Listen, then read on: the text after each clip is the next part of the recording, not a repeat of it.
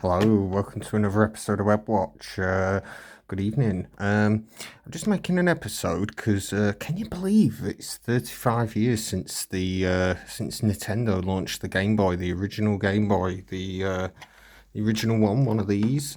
That's just the booklet. But yeah, 35 years ago, the 21st of April, 1989, in Japan, it was launched. It didn't make it over till that's an American one over there. That didn't come out till July 1989 in America. And then that one is the European version. I made a video on that. That's a two-part video. I advise you check it out after you watch this video. And I've made an unboxing of that one. Check that one out as well too, because yeah, it's good videos, and I unboxed them already, so you can already watch them after you've watched this. But yeah, this is like the 35th anniversary for the Nintendo Game Boy. It came out 35 years ago. Yeah, the European one didn't come out till September 1990, so we got it quite a bit later than the rest of the world, but not as late as South Africa. I think it came out in 1992 in South Africa, this one. So that's quite late. I'm not sure when in 1992. I think Korea got it in 1991. I think it was after us as well. So there was two other places. And I think in Korea it's called the Mini Convoy or something. I'm not sure. They changed the name a bit. But this is the original one. I've made unboxing videos of them if you want to check them out. But this is the original one. It sold 118 million worldwide, over 118 million. This is what it looks like. They all came out grey at first. And this is what they all look like. The grey is like a it's not really slippery grey. This is the batch terminals. That's just where you take it. This is the original one. These ones take 4 AA batteries, and that's the battery cover. But yeah, it's 118 million original Game Boys that they sold, but that's including the Game Boy Pocket, which I've got one here. That's the Game Boy Pocket, which came out in 1996, and they also include the Game Boy Color. This is the Game Boy Color. This came out in 1998, and there's another one that they include, and that's the Game Boy Light as well, that was only officially available in Japan, and that only came out in 1998 as well. It came out just before the Game Boy Color, I think, so it never actually made it off the shores of Japan. But this did. This came out, in April 1989 in Japan. When it came out in Japan in April 1989, they didn't actually have the license for Tetris. So they only got the license in May. I'm putting this video out in May 2024, so that was probably 35 years ago now. Nintendo was securing the rights from E-Log to get Tetris and to get it on the Game Boy, and got it from the Russians, and it made it on. And that was the big selling point for one of these consoles, because they were out for a very long time. It came out in 89. It didn't get discontinued till 2003, I believe. And yeah, if you combine them all together, analysts have said on other sites, and people have tried to break down how many numbers of each unit was sold. They reckon probably roughly 65 million of these were sold, like the original ones, the DMG-01s, because these may have sold quite a few, because there seem to be quite a lot of them. And the Game Boy Color, I'm not sure if, I think that was 40 something million, I'm not sure. And I think the Game Boy Light I don't know if it sold maybe a couple of million, I don't know. It probably didn't sell that many because it was only in Japan. And most people just played on, if they had them, they had them, and if they didn't, they didn't, and they went out and bought another one, or they bought one just because they were new. And the big selling point was probably when it came out in America in July, and by the time they had the rights to Tetris, and that was the big selling point, because I think the original game they were going to include when it was first going to be coming out was the Super Mario Land.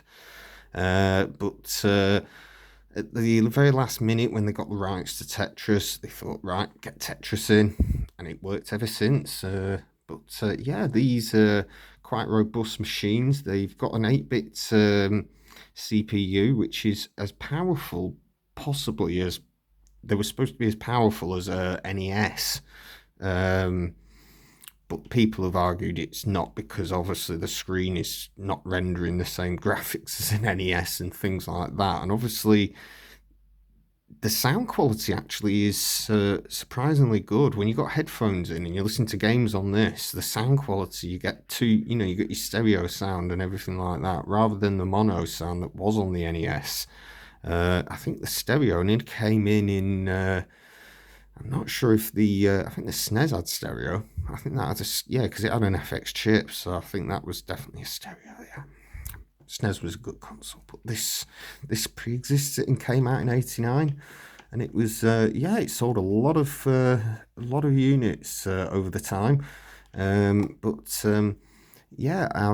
just wanted to make a 35th anniversary for the Nintendo Game Boy. If you've never played on one, I advise you to get one, and get a decent one actually. Just get one that works and not got battery corrosion. Always look out for that when you going out to buy one of these, and also make sure the screen's okay and the speaker and everything, and the buttons work, because they're quite, they're very comfy machines to play Tetris on, and Tetris is a very easy game just to get into. You don't need to loading up or anything. You just put it in and there you go, and I'll show you in a minute, but but later on, possibly in 1995, that sort of time, I think actually 94 in Japan and 95 in Europe and America, they did bring these out in different colours. They brought them out in various colours. There were different ones. I could go and show you them in a minute. Yeah, they brought them out in all sorts of different colours. They had yellow ones. This is a yellow one.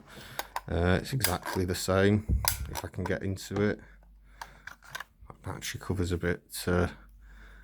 Looks like it's a 3D printed one. Yep, that's yellow one. Exactly the same. Yellow. Made them in red. They got them in red. There's red one.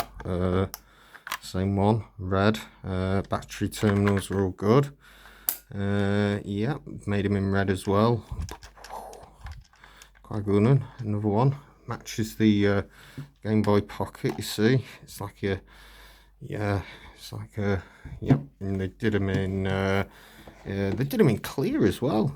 It's transparent, they went crazy. They went a bit mad and thought, let's make them in transparent as well, and see what they're like. And yeah, and you can see all the back of it there. You can see all the internals. That's how it works.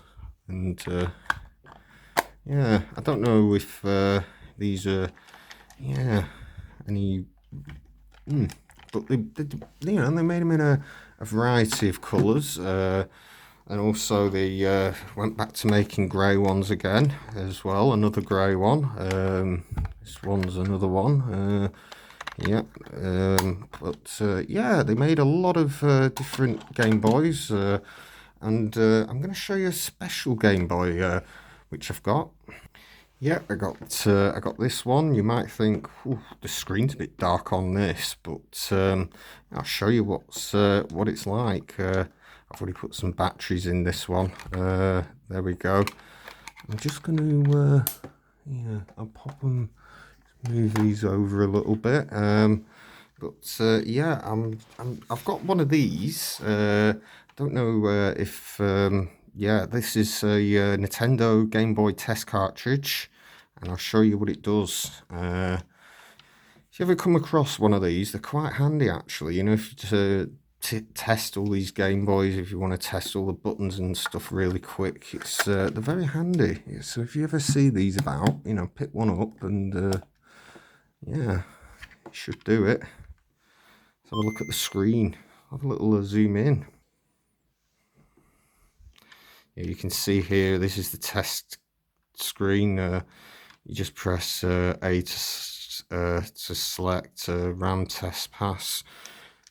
Yeah, you can see on the screen though, the screen's a very good screen. I've modded it. I did put like a new screen in. This is now, I think, an LCD screen. So yeah, you can. I do use this quite a lot now. It's good for testing the D-pad because you can see there I'm just so if you want to go up diagonal, there you go. And it's good to test the D-pad out, and obviously the buttons are like really responsive.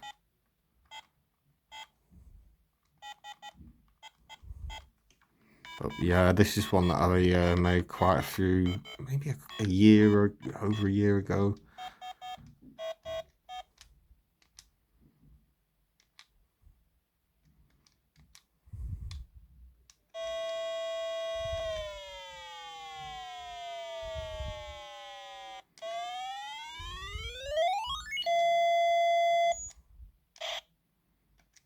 That's it. Test over, and it works. But yeah, I don't know if this is an official test card. I don't know, but this is the yeah, that's how you test it. So let's put the classic game of this Tetris. So 35 years ago, they were probably sorting out the deal with Elog in Russia as we speak. They were probably saying, right, we need you know, is it okay to buy the rights and all that? And they probably sealed the deal and everything. Tengen were very upset though, but that's Microsoft. That's what happens. They got soft out. But the thing was, Nintendo got the rights. They got this game, and this game really just sold the Game Boy, and the Game Boy sold the game, really. I mean, it worked hand in hand. Let's just have a little look. Bulletproof software. Have a little game on it. Have a little game. Why not?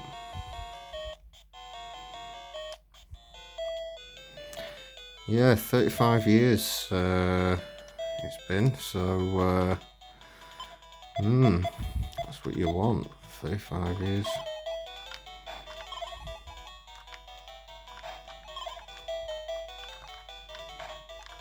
Oh. I'm not doing too good. But anyway, everyone knows how you play Tetris, isn't it?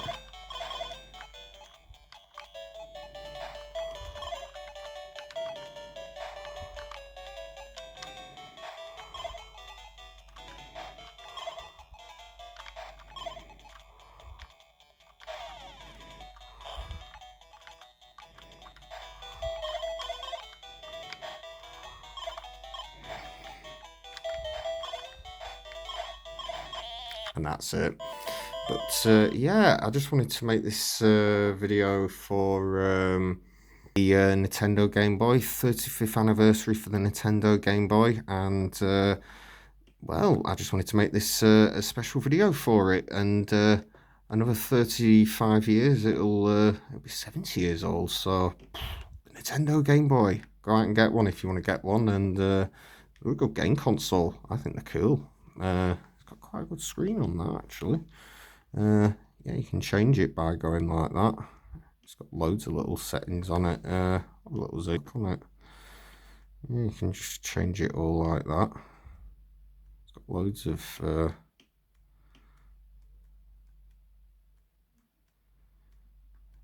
you can change contrast. You can. These are all cycles for it.